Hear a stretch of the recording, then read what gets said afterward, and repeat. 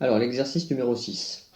Donc, x est une variable aléatoire à valeur dans moins 5, 5. Donc, ça, c'est en quelque sorte, c'est l'intervalle de définition qui m'intéresse pour ma fonction, dont la loi de probabilité a pour densité la fonction définie par f de x égale 3 sur 250 x au carré.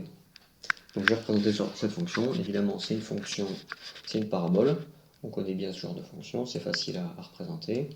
Voilà, donc moi ce qui m'intéresse ici pour définir ma probabilité, ça va être l'air sous cette courbe-là. Donc évidemment, si je fais le calcul de l'air là entre moins 5 et 5, je dois trouver 1. Sinon, ce ne serait pas une variable aléatoire avec une autre probabilité de densité qu'aurait cette fonction-là, ce serait une autre fonction. L'air sous la courbe fait forcément 1 dans le cadre d'un calcul de probabilité. Alors, donc, nous on s'intéresse à quoi?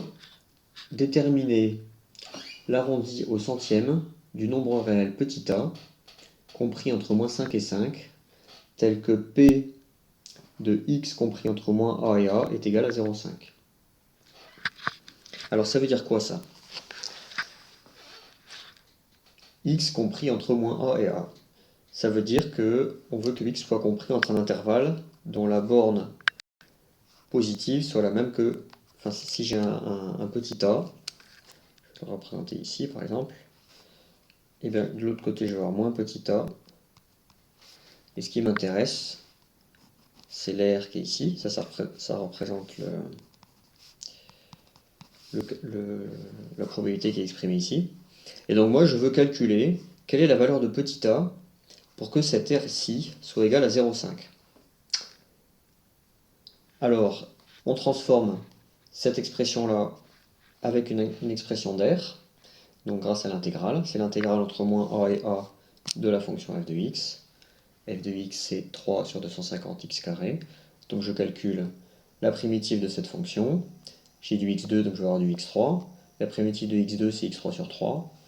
Voilà ici, x3 sur 3. Les 3 s'annulent. Il me reste x au cube sur 250, entre moins a et a. Donc ça me donne ici a au cube sur 250, moins ça fait plus, a au cube sur 250. Ça me donne a au cube sur 125.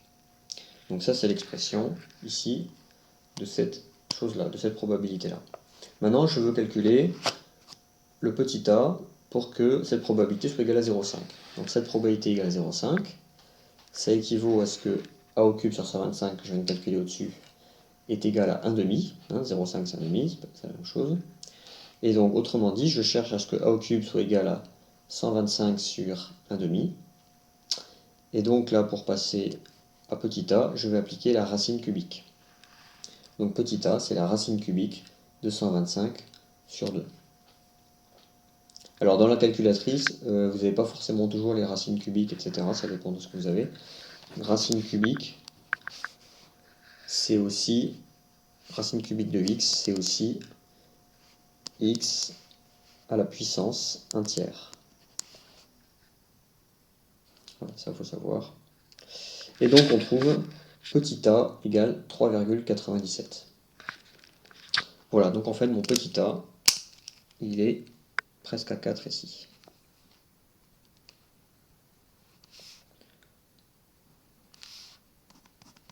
Voilà, donc cet R ici en rouge fait la moitié de l'air total sous la courbe.